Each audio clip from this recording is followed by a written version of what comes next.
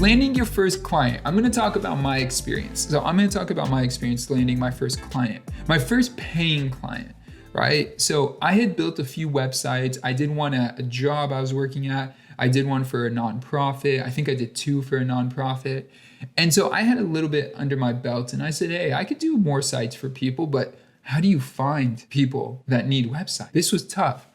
Part of it, what I've learned, what I've heard from other Squarespace developers and designers is that number one, you start marketing yourself as a designer. So what does that look like? First and foremost, you go to a party, you go talk to someone, you say, I'm a Squarespace freelance designer. I design websites. I create websites for companies. Any of those things is a great place to start. Benjamin Hardy, who wrote the book, Personality Isn't Permanent, talks about declaring, he uses different verbiage for this, but declaring something before you begin. And I think that's so valuable and so good because now you position yourself as that resource. A lot of this comes with first the commitment and then the courage and then the confidence.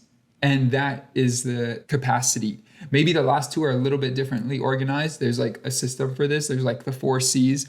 But first you want to start with the commitment and then build into the courage. So go around, tell people, tell your family, tell your friends that you design websites. Put it in your bio on social media. Tell people it is what you do. This isn't faking it till you make it. It's putting it out there that, hey, if you need a website, I can help. And then admit, and then you're just clear about where you are in the process. So my first client, I didn't get from a referral. I got it through a Google ad. Now I had been running Google ads for clients for a long time, but one of my best friends suggested to me, he said, why don't you run a Google ad campaign for yourself? I was like, why would I do that? What would I sell? I got nothing to sell. I didn't know I couldn't even think about how I would sell the product or the service. And I didn't even think I was qualified. A big part of the selling process too is social proof. And because you don't have it yet, it's really hard to convince people that you have the capability or the skill with no testimonials or reviews.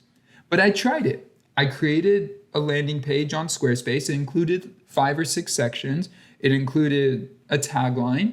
The call to action was book a consultation, so they could book a phone call with me or fill out a form. I included what my services could offer, creating forms, creating pages, contact pages, service pages, integrating social media, all that stuff.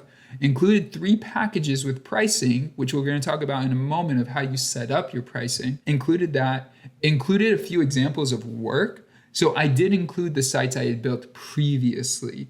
I think even one of the sites was my site.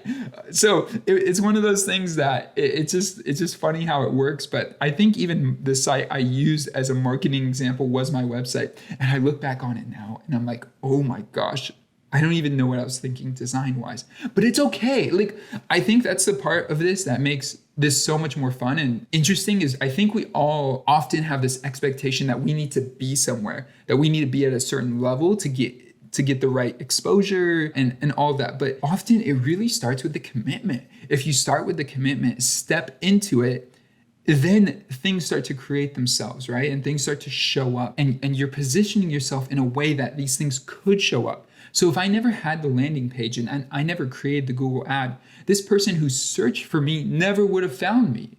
You know, in either regard, if I never showed up in the first place, they never would have found me. They would have found someone else. And now that I was there, they were able to find me.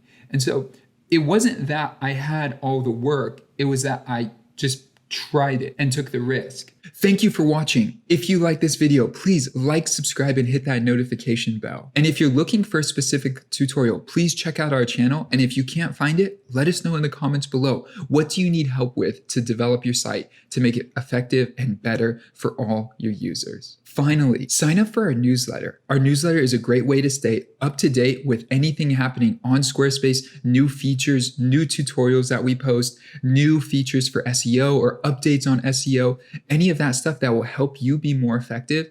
Our newsletter is a great way to stay connected with that as updates come. Anyway, thanks for watching and I'll see you guys in the next video. Peace.